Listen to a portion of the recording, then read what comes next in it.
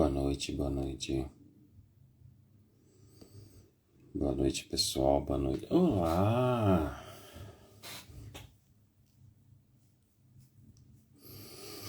E aí, pessoal? Boa noite, Miriam. Tudo bem com vocês?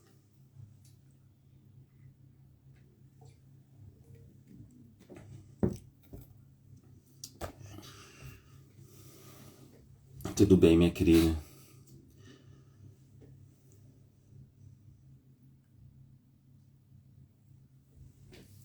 Um assunto bem bacana a gente tem para conversar hoje. Olá, Renata, tudo bem?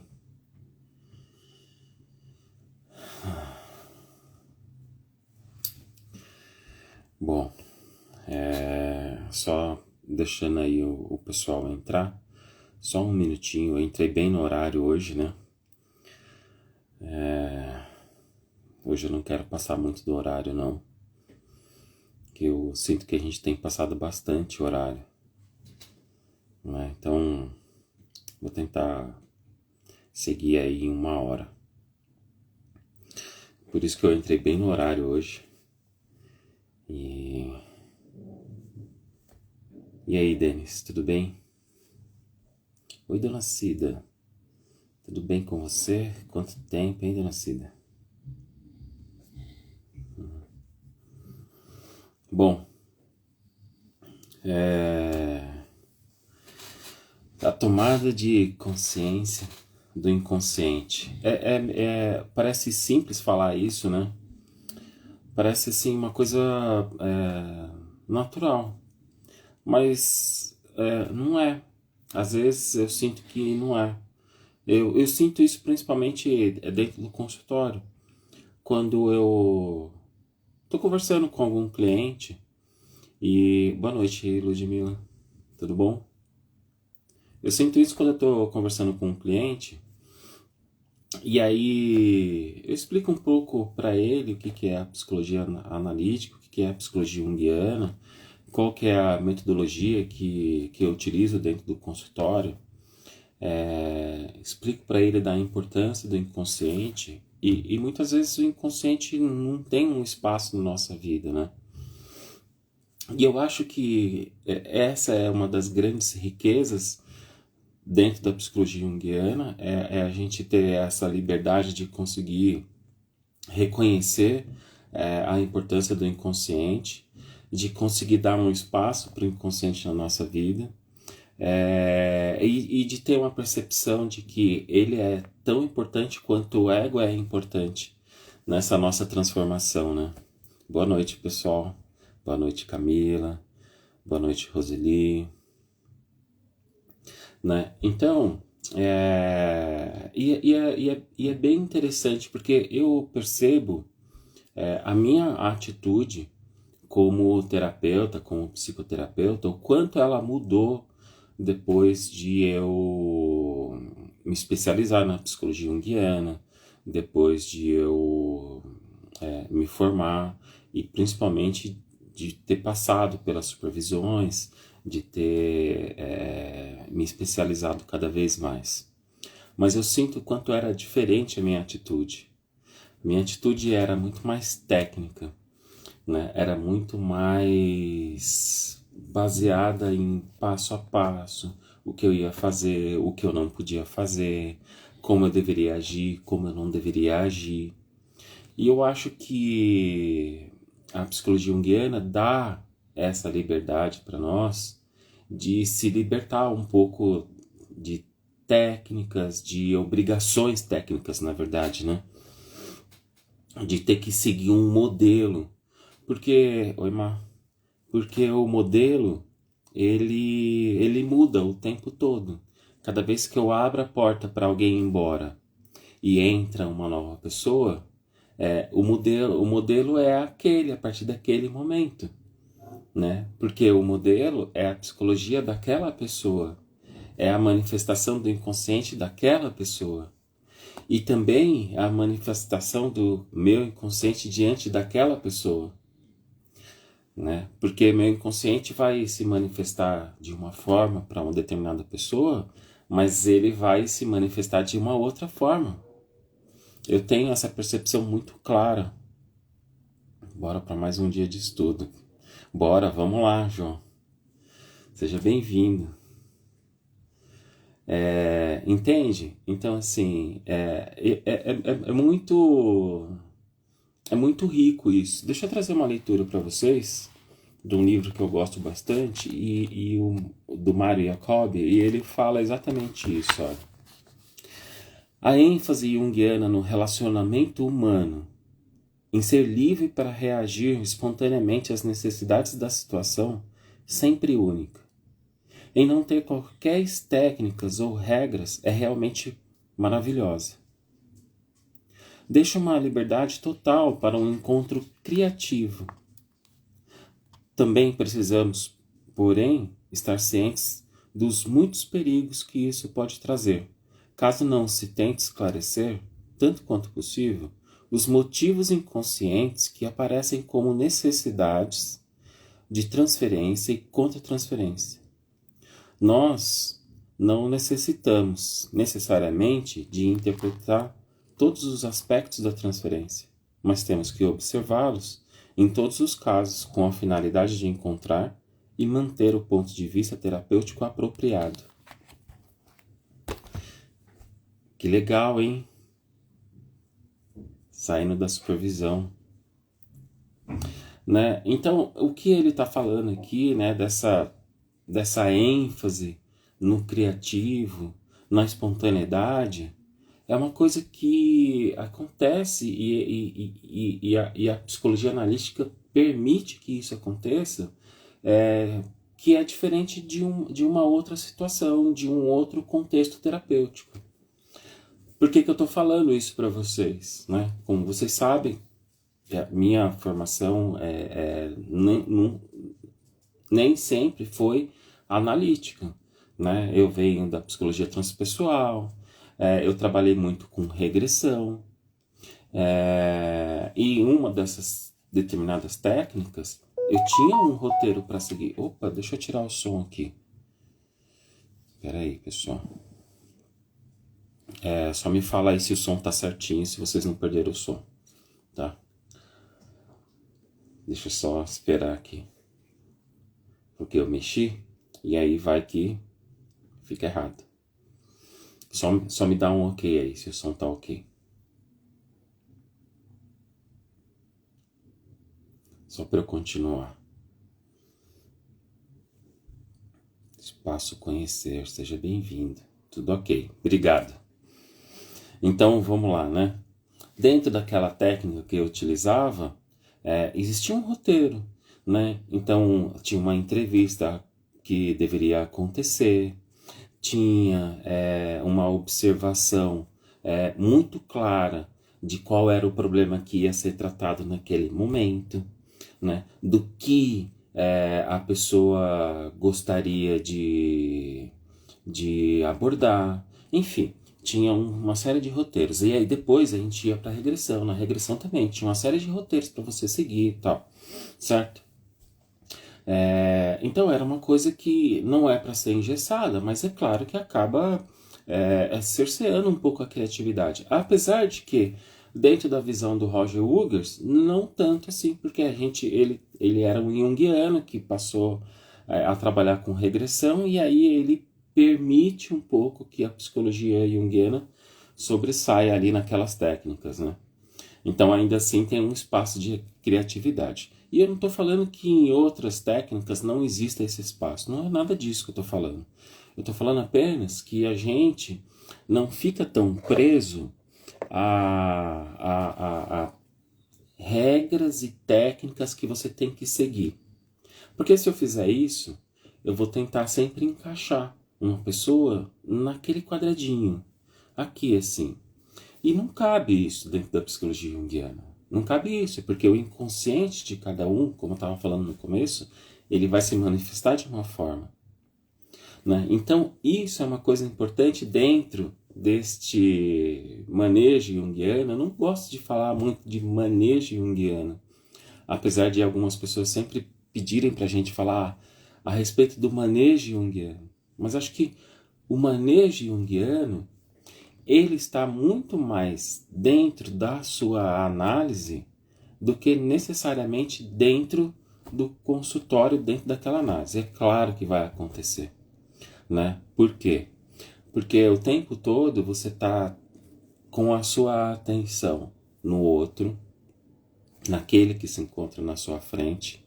Você está com a atenção em você, a respeito de como você, do que você está conversando com aquela pessoa.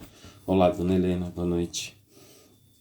De como você está conversando com aquela pessoa. E você também está observando quais são as reações da qual aquela pessoa talvez ela não tenha percebido. Uma fala que talvez ela não tenha percebido, porque muitas vezes acontece isso. Acontece uma fala que a pessoa não se dá conta de que falou. Né? Oi, Caio, tudo bom?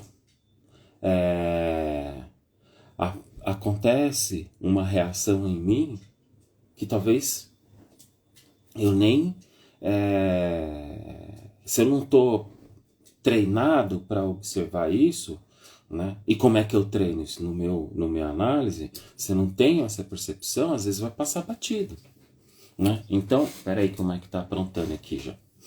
Então, vejam só, né? Sábado eu fui atender, eu geralmente não atendo no sábado, mas eu abri uma exceção porque era uma pessoa que era fora de São Paulo e estaria aqui em São Paulo, então eu pedi para fazer esse atendimento presencial. E aí a gente estava lá, né, conversando, meia hora de conversa, tal, naquele nosso bate-papo dialético, né? E aí a pessoa fala determinada coisa e eu percebo uma dor. Eu não estava com dor de cabeça, nada com dor de cabeça, mas eu percebi uma dor. E ao mesmo tempo que eu estava prestando atenção no que aquela pessoa estava falando para mim, eu também estava prestando atenção naquela dor. Qual é aquela... o que aquela manifestação naquele momento quer dizer? O que talvez eu não tenha percebido, mas meu inconsciente percebeu, né? Então, como ele estava falando do pai, e eu também tenho questões com meu pai, assim como muitas pessoas têm, eu decidi, naquele momento, por conta dessa percepção aqui, aprofundar um pouco mais, questionar um pouco mais o assunto do pai que tinha vindo, né? Eu explorei um pouco mais o assunto, mas foi porque porque existia uma técnica para isso aqui naquele momento? Não, mas foi uma reação minha.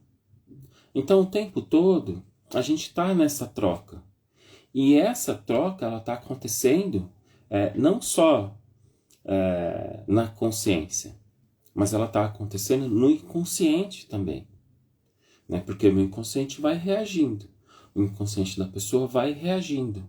Às vezes tem aquela fala inusitada ou uma troca de palavra, né? Que às vezes quer dizer muito mais do que a própria história, né? É o que a Má fala muitas vezes, né? Já falou em algumas lives. Qual é a história que está sendo contada por detrás da história, né? Que é algo que a gente precisa prestar atenção, porque ela vai se manifestar nas nossas reações, nos nossos sentimentos, nas nossas intuições, na criatividade que a gente permite ter espaço dentro do consultório, né? Então, o consultório, ele é parte, ele é composto do consultório em si, de tudo que está ali dentro do consultório. Inclusive eu estava falando a respeito disso no final de semana, do analista, do cliente e do inconsciente, né? Então todo esse espaço, ele está o tempo todo interagindo com tudo. Estava falando do consultório, né? Comentando que eu estava comentando do consultório para esse meu cliente. Porque a gente estava falando a respeito de espaço. A Má pode falar um pouco mais disso depois. Mas eu sinto que depois que a gente montou o nosso consultório, e eu lembro exatamente que quando a gente que a gente achou o lugar e que a gente estava pensando como que a gente ia fazer, tal, que a gente ia colocar, uma das coisas que a Má falou assim, vamos achar um pintor. Eu falei assim, não, eu quero pintar, eu vou pintar. Né? Eu quero que esse lugar tenha a nossa energia. Então, muita coisa a gente fez por conta própria. Algumas coisas não dava pra gente fazer, então a gente chamou uma pessoa, mas o tempo todo a gente estava lá, o tempo inteiro. Então, quando a pessoa entra lá, ela tem essa percepção de como é diferente aquele lugar. Quando o nosso prédio, ele é um prédio comercial. Mas quando você abre a porta do consultório, ele tem uma outra cara. Ele parece uma casa, né? Porque ele recebe muito bem. E eu estava falando a respeito disso tudo, porque uma das temáticas que a gente estava trabalhando é o de ter um espaço em casa. Mas um espaço, não só um espaço físico, né? Que onde é só seu, mas um espaço onde você tenha um espaço consigo mesmo, onde você tenha um espaço, um momento, né, melhor falando, de que você possa refletir, que você possa pensar, que você possa estudar, que você possa rezar, né, que você possa ter aquele seu momento, né, com pequenas coisinhas que tem a sua cara. Tem algumas coisas dentro do consultório que tem a minha cara, que tem a minha mão, mas tem outras coisas dentro do consultório que é a cara da Má, né? Então, esse espaço, ele também traz uma relação com o inconsciente, porque são coisas das quais a gente se identifica, são coisas que a gente projeta nesses objetos. Então, nosso inconsciente está ali também, né? E às vezes a gente não toma consciência disso. Às vezes parece que a gente tá num lugar e compra um negócio porque a gente compra um objeto para colocar em casa porque a gente acha bonito. Eu gostei desse objeto, é bonito, acho que vai combinar com a decoração de casa. Mas existe uma manifestação simbólica que talvez a gente nem vai prestar atenção. E, evidentemente, a gente não vai prestar atenção, muita atenção, no dia a dia, principalmente se você não conhece a psicologia junguiana. Mas, se você é um junguiano, em algum momento você vai ter essa atenção, você vai prestar essa atenção, né? Então, esse é um elemento. Aí, a gente tem o outro elemento, que é o outro cliente, né? Que é até ruim falar que é o outro elemento, mas eu estou falando desse contexto, dessa formação, né, do consultório analítico, aquele elemento, assim como o analista também é um elemento do consultório, assim, para não me sentir tão mal, né? Então, a gente está naquela observação e a gente está naquela relação de igualdade com o outro, né? Então, essa observação, essa tomada de consciência do inconsciente do outro também, da manifestação, dos sonhos. Às vezes, olha só, né? Eu pedi para um cliente fazer um desenho, que ele falava assim, eu não consigo falar a respeito disso, é muito ruim eu falar a respeito disso. E aí eu tirei a prancheta com uma folha em branco e dei um lápis para ele. Falei assim, tá bom, então dá uma forma para sua fala, para isso que não consegue se manifestar através das palavras. Dá uma forma. Eu não consigo. Mas não importa, você não precisa conseguir. Só deixa a sua mão fazer por você. E aí ele fez um risco.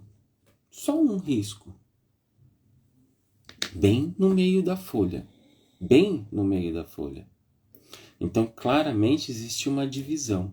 Eu falei assim, tá bom. Agora a gente vai deixar esse desenho aqui. A gente vai deixar essa folha aqui do lado. E aí, toda vez que você sentir que você não consegue, você pode pegar essa prancheta em qualquer momento. E aí você deixa a sua mão expressar alguma coisa. Né? Naquele momento, eu não aprendi isso em nenhum lugar. Isso não está em nenhum livro. Claro, Jung está falando das manifestações criativas? Sim, está. Se a gente vai estudar um pouco mais com outros autores, sim, ele vai falar das manifestações criativas. Mas essa proposta que eu falei para ele foi uma coisa que eu pensei na hora. Nem sei quem pensou. Se foi eu ou se foi meu inconsciente e o ego é quem manifestou. Entende? Né? Então, quando Jung está falando, né, que você precisa abrir mão do diploma, que você precisa abrir mão da técnica, não é para ficar solto, porque não fica, né, solto. A gente está o tempo todo consciente de que pode se manifestar uma sombra, que um complexo pode constelar, que uma transferência, uma projeção pode acontecer. Isso é automático para nós. Mas eu não fico o tempo todo rígido nisso. Até porque depois tem espaço na supervisão para trazer todo o contexto técnico do que estava acontecendo ali. Olha que coisa interessante também, né? Uma pessoa de supervisão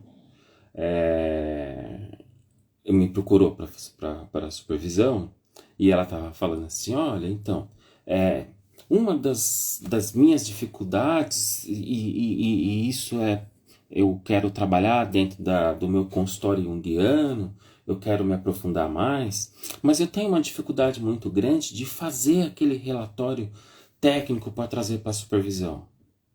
Assim, mas da onde é que você tirou que você vai fazer um relatório técnico para a supervisão? Evidentemente, você precisa dos dados, dos dados da sessão, mas não tem um padrão para você seguir.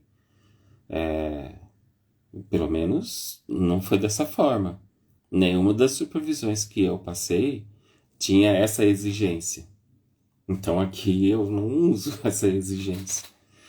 E aquilo foi tão libertador para aquela pessoa naquele momento, que ela falou assim, nossa, é isso. É por isso que eu gosto da psicologia junguiana, porque dá essa liberdade, eu estava presa. Né? Então, quando a gente vai se libertando um pouco dessas regras, a gente, ao mesmo tempo, a gente vai dando liberdade para a criatividade se manifestar. Assim como veio para mim naquele momento pegar a folha em branco e dar para aquele cliente e para ele manifestar, seja de qual forma for. Né? Não pedir para desenhar uma casa, não pedir para desenhar uma pessoa, não pedir para desenhar uma árvore, não pedir para desenhar uma mandala. Poderia, evidentemente que poderia, mas não, naquele momento não. Deixa eu só pegar um pouquinho aqui dos comentários, porque eu tinha travado um pouco os comentários para mim, para eu não ficar lendo, não ficar me perdendo. Só para eu ver aqui como que a gente tá, e se tem pergunta, tal, que eu quero interagir com vocês. Né? Então, o inconsciente tem várias formas de se manifestar, sim, né? Como eu estava comentando com vocês, né? O João, né? Se não me engano, Jung tem uma passagem de que no inconsciente há conteúdos objetivos, mas quando emerge a consciência, se torna subjetivo. Exatamente, é isso mesmo, ele fala exatamente isso. Eita, agora que eu perdi mesmo. Gente do céu. Deixa eu só ver se não tem mais coisa que você não passei aqui. Não, acho que tá tudo bem. Então, eu queria que vocês, eu vou acenando aqui para vocês, é, podem mandar pergunta, trechos, pode ir mandando que a gente vai interagir, eu vou responder para vocês, até porque eu queria, né, abordar um pouco desse manejo junguiano, que foi uma solicitação, foi um pedido que fizeram, né? Apesar de eu não gostar muito do nome, sim, mas eu acho importante. Mas o que eu estou querendo trazer para vocês é exatamente como que acontece o consultório, como que a gente vai levando as situações, né? E por que também é tão importante, a gente sempre bate na tecla, Jung também foi muito incisivo nessa questão, né? Que é a questão da análise do próprio analista. Primeiro porque é nesse momento que ele está criando o consultório dele. O consultório de cada um está aqui dentro. Essa é um grande ensinamento que a gente precisa aprender. O consultório está dentro de cada um. Ele existe dentro de cada um antes do espaço em si. E eu acho que no momento que a gente vive hoje, onde os atendimentos online eles ganharam um espaço muito grande e o espaço físico deixou de ter tanta relevância, fica uma confusão um pouco, fica uma dificuldade de a gente conseguir lidar com isso.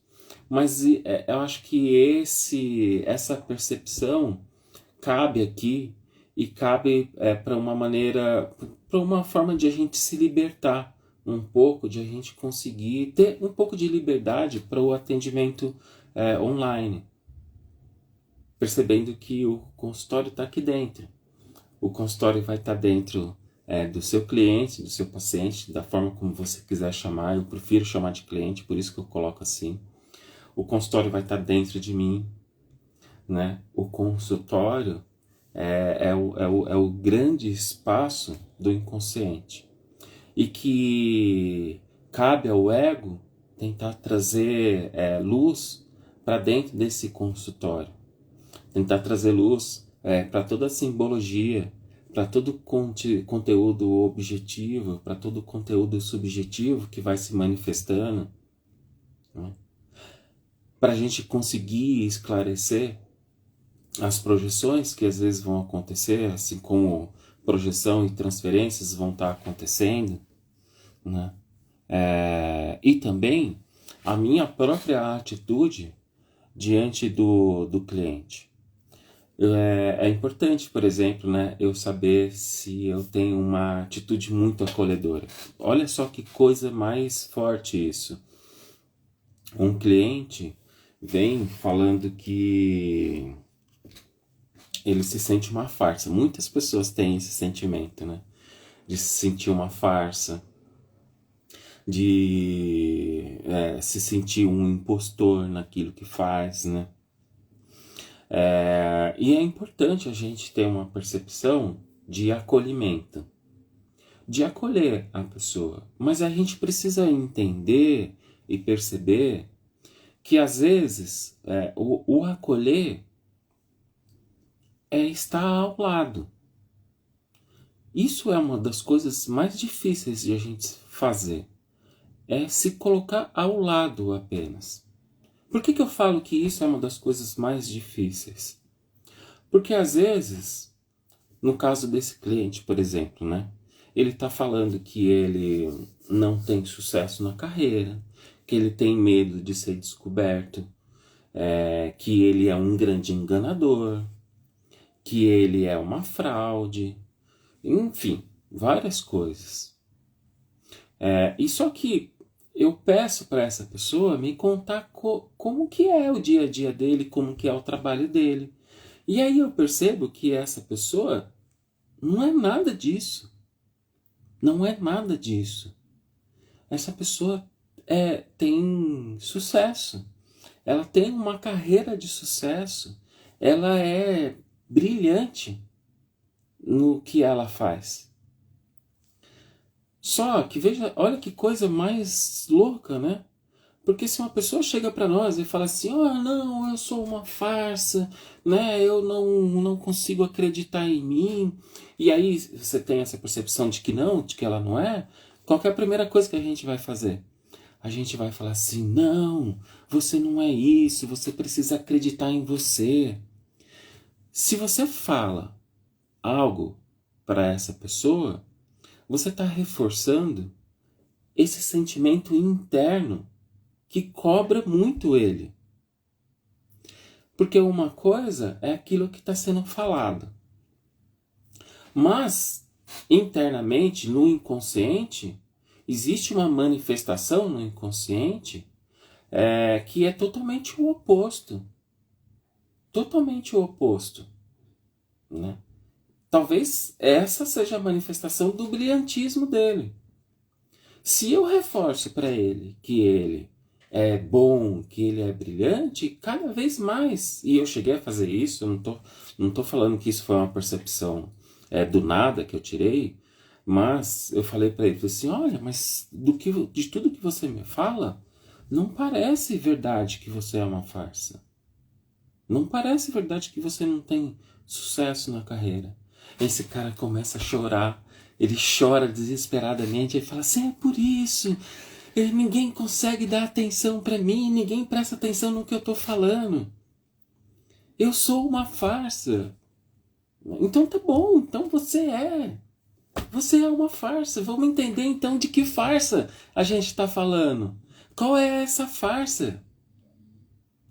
Mas se eu vou lá, tento acolher ele, se eu estabeleço uma transferência, né, uma contra-transferência, aquela mãe acolhedora, eu vou afundar junto. Eu vou ser tragado pelo inconsciente dele. Meu inconsciente vai ser tragado pelo inconsciente dele. Né? Vai acontecer uma simbiose se eu não tenho essa atenção. Né? Então, existe técnica? Existe conhecimento técnico naquele momento? Técnica não, mas o conhecimento técnico sim. O conhecimento de que o inconsciente se manifesta naquele momento, sim, isso você precisa saber. Né? Isso você precisa estar consciente de que pode acontecer. A gente precisa estar consciente de que nem sempre sou eu, ego, né, terapeuta, vou fazer a transformação. Aliás, a gente não faz mesmo, né? A gente não faz a transformação de ninguém. Mas, né, como Jung fala, se Deus quiser, algo vai acontecer. Então, eu espero. Às vezes eu preciso esperar que o inconsciente me mande um sinal. Às vezes eu preciso esperar que o inconsciente, agora nas minhas falas, né? Às vezes eu preciso esperar que o inconsciente dê uma ajudinha pra gente. Mas precisa ter paciência, né? A gente precisa ter muita paciência pra gente lidar com essa espera, né? Deixa eu resgatar um pouco aqui, se tem alguns comentários. Confiar no que se sabe, né? Exato, exatamente. Confiar naquilo que vem de dentro. Muitas vezes a gente não confia naquilo que vem de dentro, porque a gente fala assim, não, isso aqui deve ser uma loucura. Não, isso aqui acho que não cabe. Mas às vezes a gente precisa manifestar, para ver se faz sentido ou não. A gente pergunta se faz sentido ou não. Não tem problema nenhum a gente perguntar. Não tem problema nenhum, por exemplo, eu falar que não sei determinada coisa, ou que não conheço determinada coisa, né? O Denis aqui, vamos lá, Tendo em vista a vasta temática do símbolo, reconhecido como mensageiro do inconsciente, ou o símbolo como linguagem do inconsciente, tá? O que você me diria em termos de praticabilidade do uso do tato? Cara, como você fala difícil, né? Eu tô tentando ser mais simples na minha vida e nas coisas que eu faço, né? E, e aí você vem com uma fala assim super difícil. Não é do tato, é do tarô. Mesmo assim, super difícil. Eu nem vou falar do tarô. Eu vou deixar a Má falar. Eu não tenho é, essa vivência do tarô. Mas evidentemente que o tarô ele abre um espaço de manifestação desses símbolos e abre um espaço para que o próprio cliente tome contato, tome consciência da manifestação daquele símbolo, né? Então, eu acho que é muito. Ele sempre tem espaço. Tem um vídeo da Mar que fala do tarô lá no YouTube. Então, eu acho que se você assistir ele, talvez vai responder um pouco melhor do que se eu tentar aqui responder para você. Aqui, ó. Vamos lá. Diana. Como é importante darmos ouvido a essa intuição que comparece ali no setting? Sim, sem script prévio, no compasso do que se manifesta. É exatamente, né? Mas o quanto é importante, mas o quanto é difícil a gente se permitir isso às vezes, principalmente para o analista, né? Porque o analista às vezes né, tem uma cobrança. Ó, em todo mundo tem essa cobrança, tá? Seja às vezes muito alta, seja às vezes pequena, porque já tem uma experiência muito grande, mas a gente se cobra às vezes de não falar nada errado, de não falar um absurdo, de repente estar inconsciente para alguma manifestação, porque pode acontecer, a gente está exposto a esse tipo de coisa acontecer, né? Então, a importância do analista estar fazendo a sua análise é por isso também, né? Para o tempo todo ele estar em contato com o seu inconsciente, com os seus conteúdos, para que ele corra menos risco de ter um complexo constelado ali no meio da sessão. Mas pode acontecer apesar de ele estar fazendo a análise, né? Então a gente fica com esse medo às vezes. E por conta desse medo, dessa autocobrança também, às vezes a gente não se permite muito a deixar a intuição falar. Às vezes a gente breca um pouco, né? Às vezes a gente até escuta alguma coisa, mas fica bem quietinho. A gente guarda aqui pra gente. Deixa aqui bem guardado, né? Depois a gente até leva para supervisão, né? E aí a gente comprova que nossa, olha só, minha intuição estava certa e eu não dei ouvidos para minha intuição, né? Então é importante a gente dar ouvidos para essa intuição, dar espaço para se manifestar, sem se forçar. Acho que quando a gente fala de scripts, é algo que força, né? Porque se eu tenho um script que é a manifestação, que a intuição tem que se manifestar, então é algo que deveria acontecer sempre. E não é isso, né? Não é sempre que vai acontecer. Entende?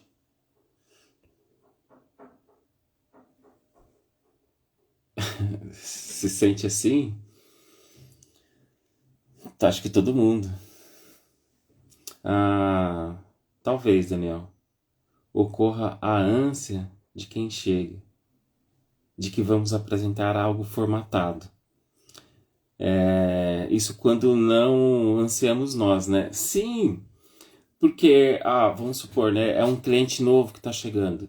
Poxa, quem é o terapeuta que quando chega um cliente novo não quer né, ter uma atuação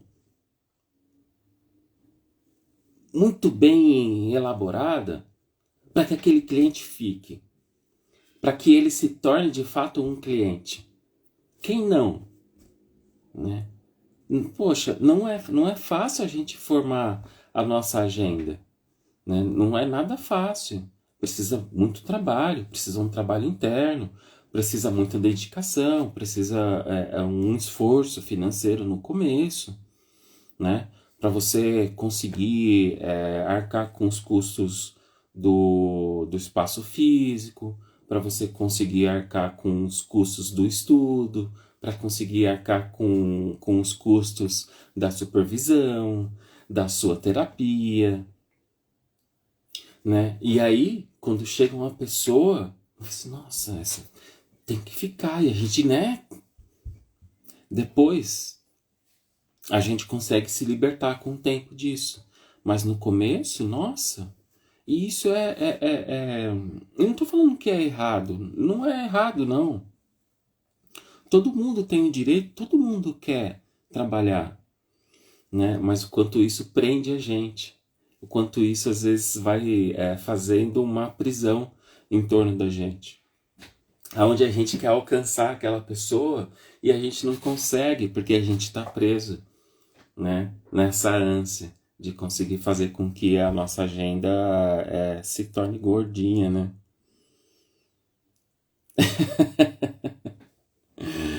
Ah, Marcel, na verdade, quando a gente fala da gente mesmo, a gente fala de todos.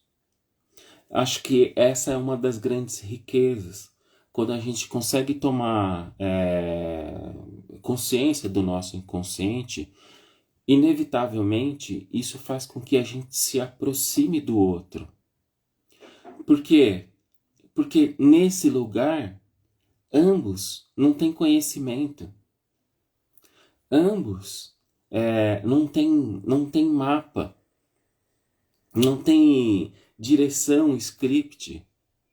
A gente tem um anseio, um desejo da consciência, né, de adaptação, né, de resolução de problema. Mas a resposta ninguém tem. Né? E a gente sabe que se a gente trabalhar e permitir que o inconsciente se manifeste, a resposta vai ser encontrada, vai ser construída. Às vezes a resposta precisa ser digerida, que é uma coisa muito difícil, né? Porque às vezes a resposta já está aqui dentro de nós, mas quem diz que a gente consegue aceitar essa resposta? Nem sempre o certo é o mais fácil a se aceitar, né? Nem sempre, às vezes, o simples é o mais fácil a se aceitar. Porque existe uma demanda grande. E isso esse reconhecimento faz com que a gente se aproxime de cada um. Então, a gente se aproxima do humano. E falar do humano, parece que a gente está falando da gente em cada um. Né? Então, não se assuste.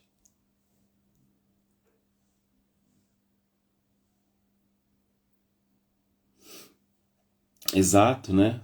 Você também é uma farsa. E aí talvez se eu acolha essa farsa, talvez aí é que se dá espaço para o verdadeiro se manifestar. Quando o verdadeiro se manifestar, aí talvez a gente possa reconhecer, a gente possa tomar consciência, a gente possa entender o que é essa manifestação. Enquanto isso, a gente precisa ter força para viver a farsa, né? Quem é que tem essa força? Ninguém quer viver nessa farsa, né? Ninguém quer viver... Oi, Rô, tudo bem? Ninguém quer viver se sentindo uma farsa, né? É uma coisa extremamente difícil. Ah, que legal, Kelly, você trazer isso. Porque é exatamente, né? É nessas horas, quando a gente permite um espaço para o inconsciente, eu acho que nessa hora o espaço para o divino também é aberto. Então, quando eu trago uma racionalidade muito grande comigo, eu vou cerceando a manifestação do divino, né? E, e isso foi uma coisa muito difícil para mim, né? Um dia que eu tomei consciência de que eu tinha transformado Deus em psicologia. E a gente corre esse risco o tempo todo, né? Então, principalmente a gente junguiano, né? Ou o psicoterapeuta ou o psicólogo, corre esse risco de transformar Deus em psicologia. E Deus não é psicologia, né? Nem pode ser. Ah, Camila, eu já vi. Que a cliente dela não estava sonhando e que o tarô ajudou ela até a sonhar mais. Ah, é, pode acontecer sim. Sempre vai acontecer, aliás. Mas você entendeu, Denis? Eu falei para você procurar assim, porque eu acho que eu não ia ter uma resposta à altura para aquilo que você estava perguntando, né? Então aí eu abro mão de querer responder. Mas depois se você quiser explicar mais, né? Você me manda uma mensagem lá no direct e a gente tenta falar mais a respeito disso, ou a Má talvez responda para você, tá bom? Deixa eu só ver que hora que é aqui, porque eu engatei a quinta marcha aqui, eu fui sem parar, nem tomei água.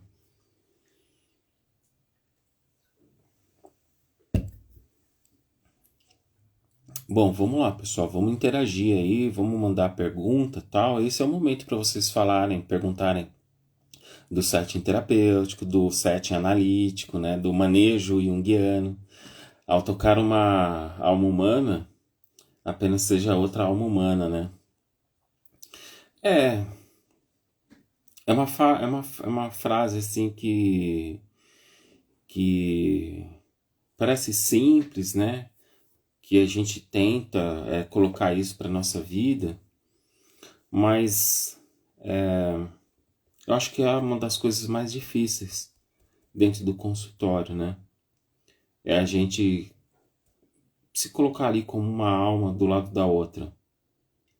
A gente precisa ter muita consciência da gente mesmo, né? A gente precisa se trabalhar muito para a gente para a gente conseguir se colocar dessa forma. Como é transformar Deus em psicologia? Quando eu falo isso, é quando qualquer manifestação do sagrado é olhado a partir do ponto de vista de manifestação do inconsciente. Apenas isso, né? E aí eu tiro o valor do sagrado quando você faz isso. Quando eu fazia isso, eu tirava o valor do sagrado, tirava o valor do divino, né? Então eu não posso. Jung falou, por exemplo, né? Que a imago Dei existe dentro da gente. É a imagem de Deus que existe dentro da gente, né? Esse sagrado existe dentro da gente. Mas se eu olhar esse sagrado aqui dentro apenas do ponto de vista de psicologia, eu vou perder o efeito dele. Eu vou perder o sagrado que existe nele. E aí eu vou transformar em algo racional. Então, na verdade, o que eu quero dizer é que eu estava racionalizando demais o sagrado, o divino, entende? Tá, vamos lá, Lisa. Veja só, quando a gente fala de um complexo constelado, olha só que coisa. Olha como a gente precisa ter cuidado com as coisas, né? Por exemplo, que eu estava falando desse cliente que fala que é uma farsa e que eu estava falando para ele, né, que eu não conseguia entender ele se declarar dessa forma.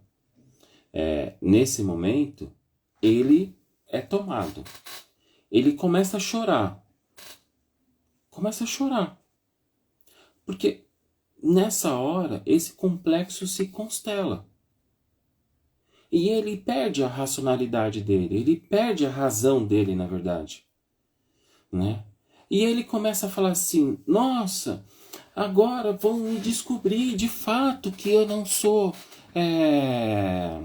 que eu não sou real, que eu não sou um bom profissional. Começou a falar um monte de coisa que não fazia sentido para aquele momento, né? Então, por exemplo, um outro exemplo. Vocês se lembram do caso, aconteceram vários casos até, das pessoas estarem andando na contramão. Né? Naquela semana que isso aconteceu, não foi só um caso, aconteceu mais de um caso. Então, uma pessoa que entra na contramão, mas não quer se matar, e não tem a percepção, só depois que foi parada, é que aí fala, ah, mas você tá na contramão, tal, você vai causar um acidente. A pessoa tava num burnout. Mas, assim, num burnout, eu não sou especialista em burnout, mas eu entendo que nesse momento há um rebaixamento da consciência. E aí, um complexo se constela naquele momento. Então, entende? Né? O que a gente fala de complexo constelado? Ou, às vezes, eu tô ali numa palestra, é... na verdade, não, deixa eu dar um outro exemplo aqui, né? Não, olha só. Eu acho que. Eu tava. Olha que coisa. Eu tava vendo uma fala da Dilma. Recentemente. Ela tava falando. Ela tava discursando. Ela é outra mulher. Hoje em dia, discursando. Né? Ela virou piada em vários momentos. Ela virou meme em vários momentos. Numa pressão enorme. E às vezes ela tinha uma fala no discurso dela que não fazia sentido. Não fazia sentido nenhum. Aquilo lá é um exemplo de complexo constelado, tá bom? Aquilo lá é um exemplo de complexo constelado. Fica claro para você, Elisa? Também tive essa percepção de Deus. Quando o estudo inconsciente aproxima a concepção de Deus até onde o nosso humano consegue alcançar. Sim. Ah, tá certo. Então tá bom, Denis. É verdade, é muita consciência da gente mesmo. Sinto insegurança em não poder identificar símbolos. Mas, cara, o símbolo, às vezes, é difícil de conseguir identificar, né? Às vezes a gente tem um sonho e num primeiro momento, o que a gente vai olhar dentro daquele sonho são aspectos pessoais, puramente pessoais.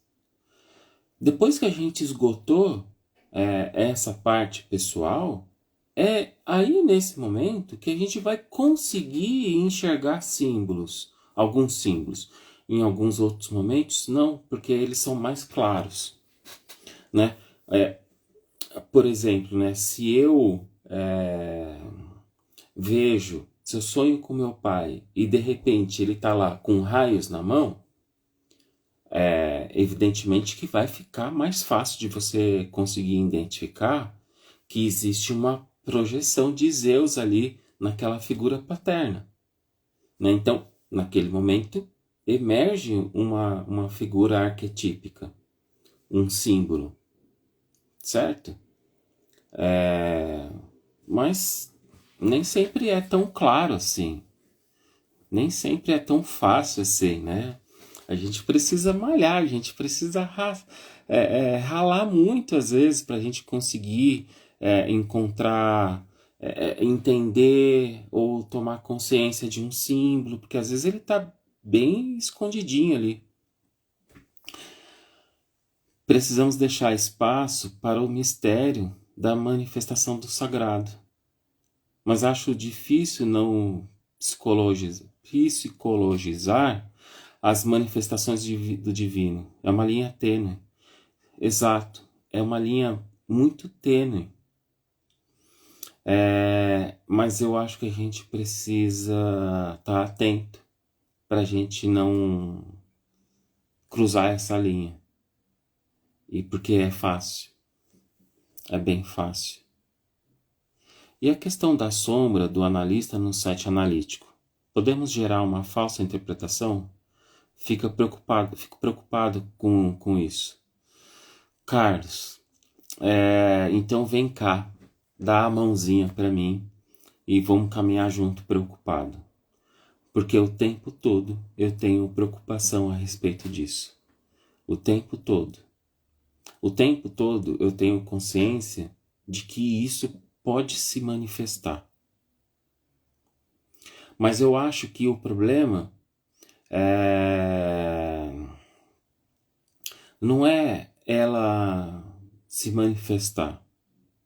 O problema é a gente não ter consciência da manifestação dela. Por isso que eu coloquei, até escrevi errado ontem, né? Uma pessoa chamou, fez a gentileza de chamar a atenção do erro de digitação, né? Mas por isso que eu coloquei aqui no nosso tema, né? A tomada de consciência, acho que eu até coloquei errado depois, né? Tomada de consciência do inconsciente. Se eu não estou trabalhando nas minhas questões, eu vou ficar mais suscetível da minha sombra se manifestar. Agora, se eu estou levando muito a sério esse trabalho, estou lá fazendo a minha análise, você corre menos risco. Mas não quer dizer que você vai zerar o risco. Porque senão a gente estaria falando que a gente zerou toda a análise do inconsciente. E não é isso que acontece, né? Jung coloca exatamente isso, por isso que no modelo junguiano traz o inconsciente coletivo. Porque mesmo no inconsciente pessoal, existem algumas renovações que vão acontecendo a partir do inconsciente coletivo, e a nossa experiência mais o inconsciente coletivo vão ter aqui um novo elemento no inconsciente pessoal. Né? Então, nesse momento, pode surgir um aspecto sombrio do qual eu não tinha consciência até então. Mas, se eu estou na minha análise, eu vou mitigar esse risco, entende? Né? Então, mas mesmo assim, cara, a gente pode dar a mão aqui, vem comigo, porque a gente vai caminhar junto se isso te ajudar um pouco. Eu também sempre tenho essa preocupação, muita mesmo, né? Isso nunca fica de fora dos meus pensamentos. Esse constelar é o mesmo da constelação? Não, não é o mesmo da constelação. Quando a gente está falando de constelar, a gente está falando que o complexo ativou. Que o complexo ele está ativo naquele momento. Por que a gente fala que ele constela? É porque existem vários complexos no inconsciente. Quando um tema atinge um complexo, ele vai vibrar. Isso vai pegar todos os assuntos associados àquele complexo vão estar vibrando. Vai ter um que de repente vai conseguir atingir o centro da consciência, que é o ego, certo? Então, por isso que a gente fala que constelou, né? Porque aí, naquele momento, um complexo determinado ganhou mais força de todos aqueles associados a ele e conseguiu atingir o centro. Então, quando a gente fala que um complexo constelou, ou a constelação de um complexo, a gente está falando de um complexo ativado, tá bom? Fica claro essa é a minha explicação para você?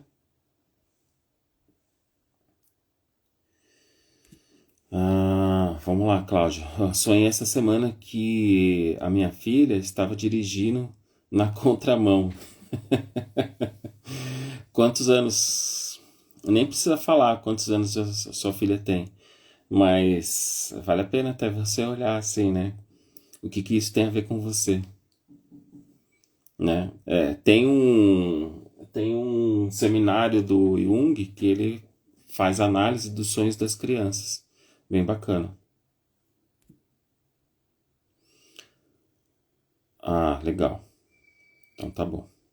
Deixa eu ver que horas são. Vamos ver. Pô, 10 horas, chegamos lá no nosso...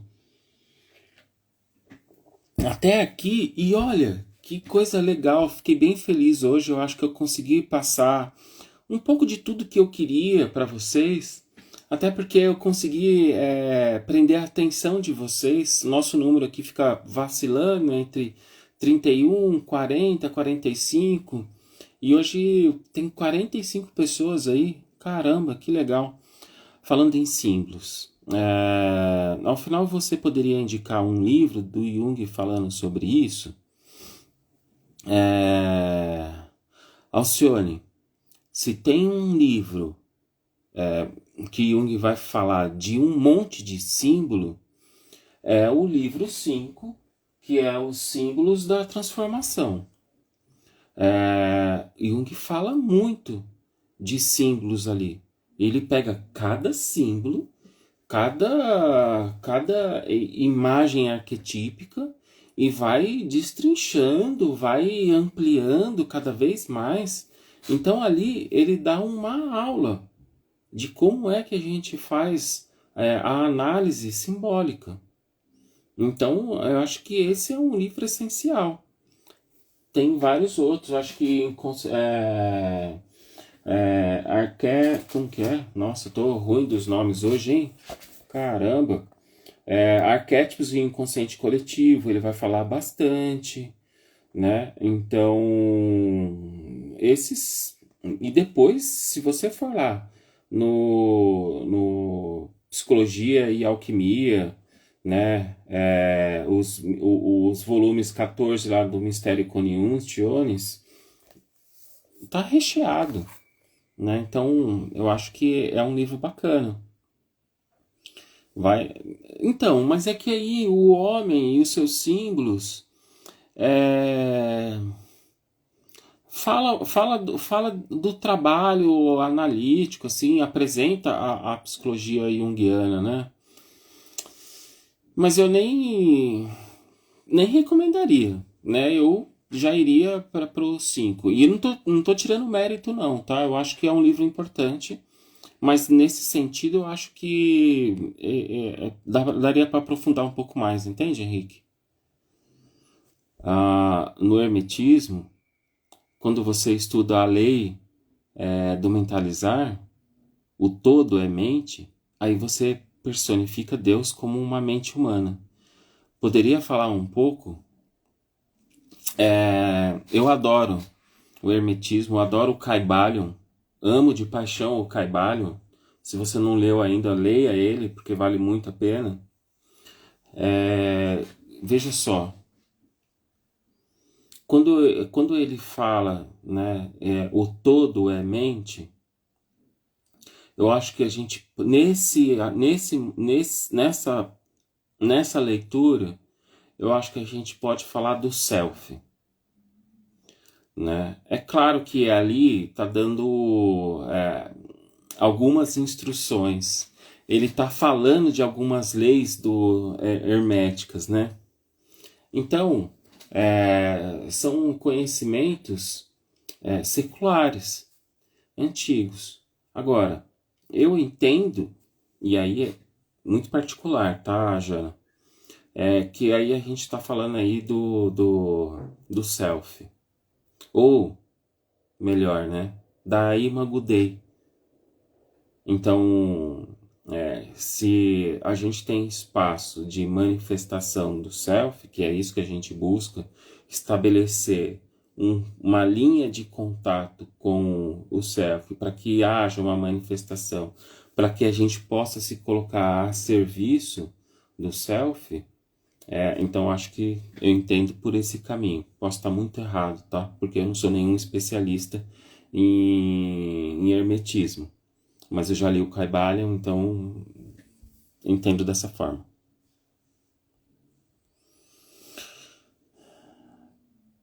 Ah, o inconsciente sempre vai nos esgotar, né? Não tem como o inconsciente não esgotar a gente. Pessoal, eu queria que vocês falassem para mim. Deixa eu só ler aqui. Constela porque já está ativado, consumado. Quando nós demos conta já foi. É isso, Dani? Exato, né? Quando a gente tomar consciência de que um complexo constelou, a gente já fez um monte de coisa que a gente não deveria, que se a gente tivesse em plena consciência, a gente não faria. Ah, tá, vamos lá, deixa só. Mas é exatamente isso que levamos para a constelação, um complexo constelado ativado que se expressa em sintomas. Sim, sim. É que aí, quando a gente está falando da constelação, a gente está falando de todo aquele movimento que está acontecendo ali entre todos os participantes da constelação. Então eu entendo assim, né? Que quando uma temática é colocada para trabalhar, isso vai constelar em todos os participantes, né? Então entenda a constelação como esse percorrer da temática em cada um dos representantes.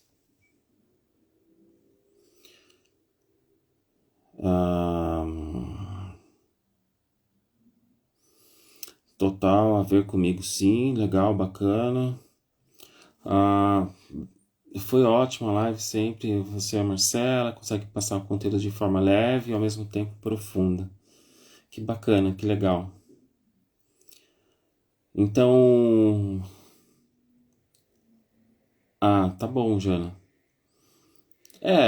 Assim, eu entendo dessa forma, tá?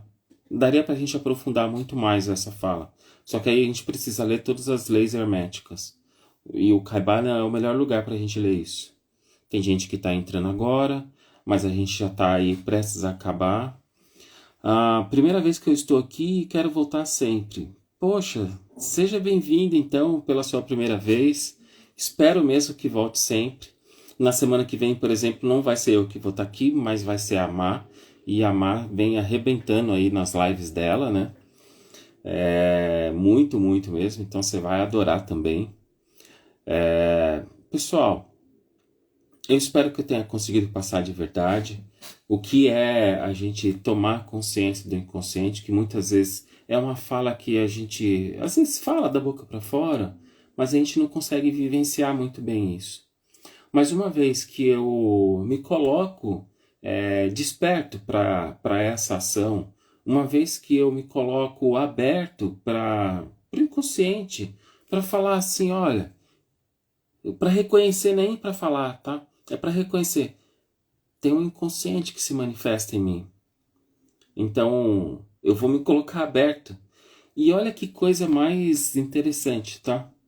Se colocar aberto para o inconsciente, tomar consciência do inconsciente, eu acho que é a mais bela manifestação de você tomar consciência de si próprio, de tomar consciência da sua totalidade. Porque uma vez que você reconhece a importância do inconsciente, o espaço do inconsciente, que o inconsciente se manifesta na sua vida, você está começando a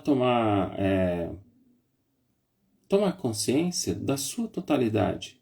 Não na sua íntegra, evidentemente, mas é a semente da sua totalidade, né? Então, é lindo isso, né? É muito legal.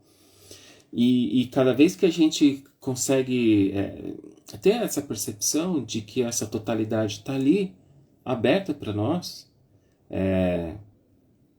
eu acho que fica mais leve a gente percorrer esse caminho. Tanto para quem está dentro do consultório como cliente, tanto para quem está dentro do consultório como analista, como psicoterapeuta, como terapeuta. Certo? Então, olha, pessoal, eu quero agradecer muito todo mundo que está aqui, todo mundo que participou, que interagiu, que mandou pergunta, que colocou as suas reflexões. Isso sempre deixa a nossa live muito mais rica. Quero agradecer imensamente de coração cada um de vocês, cada uma das 45 pessoas que apareceram aqui para escutar eu falando aqui. Deixo aqui a minha imensa gratidão, tá? Então, que vocês possam ter uma ótima semana. Semana que vem vai ser Amar, se tudo der certo. Se não tiver nenhum imprevisto, às vezes pode acontecer. Mas se não tiver, vai ser Amar. E que aí vocês possam aproveitar a live dela também. E se vocês puderem compartilhar quais são os dias da live, toda segunda-feira, às 21 horas, a gente tem um encontro marcado aqui. Toda segunda-feira, às 21 horas, a gente tem um assunto novo, a gente tem um bate-papo aqui com vocês, certo? Então, é isso. Eu espero que eu tenha conseguido de verdade passar aquilo que eu queria para vocês. E, de novo, uma ótima semana para todos. É que eu vou me despedindo, aí o pessoal vai escrevendo. Deixa eu só ler, tá? Bacana, Jung dizia que alcançar essa totalidade não quer dizer a busca pela perfeição. Mas de forma alguma isso não é perfeição. Porque se existir perfeição, não existe espaço para criatividade. Não existe espaço para intuição, que é uma coisa tão incerta, né? Então a perfeição não cabe na totalidade. E até porque na totalidade existe tudo, não só a perfeição. Vai existir perfeição? Vai. Mas vai existir imperfeição também, porque a gente está falando dos opostos nessa totalidade. Nessa totalidade, a gente vai considerar o todo, né? Então a gente vai considerar todos os deuses e todos os demônios. Isso é a coisa mais difícil, né? Certo, pessoal? Então, um grande abraço, sintam-se abraçados. A live vai ficar salva aqui e depois eu vou colocar no YouTube, apesar que eu estou bem atrasado com as lives lá para o YouTube, mas alguma hora eu vou conseguir dar vazão para tudo isso, tá bom? Uma ótima semana para vocês, um grande abraço e até a próxima live. Tchau, tchau.